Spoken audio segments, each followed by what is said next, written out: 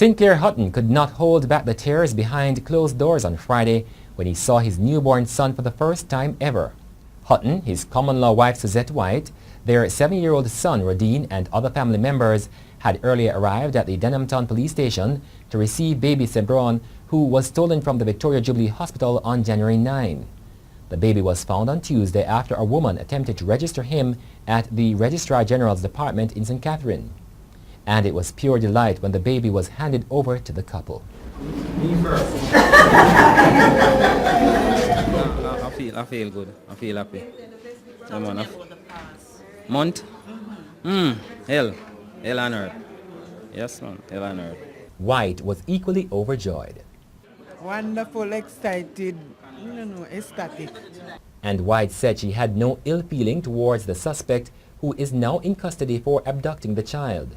I don't hate her. I forgive her. I don't know, I just feel so from get back the baby, I just feel like I'm not hate her again. Nothing else don't matter right now. Nothing don't matter. No, I don't want to see her.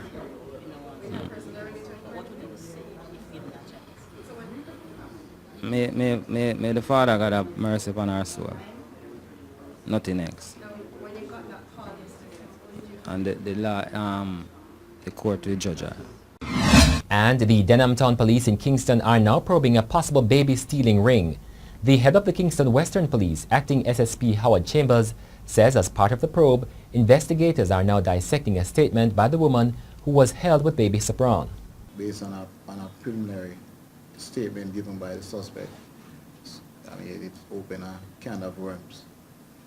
And we have a lot more investigation to do. In fact, some of the persons that we would have collected statement from already, we're going to send back for those persons and get further statements. The crime chief of the Kingston Western Police Division, Inspector Philip Dodd, has revealed that the woman arrested with a stolen baby on Tuesday had documents including baby passbook, registration papers, and records of clinic visitation signed by persons acting as medical practitioners.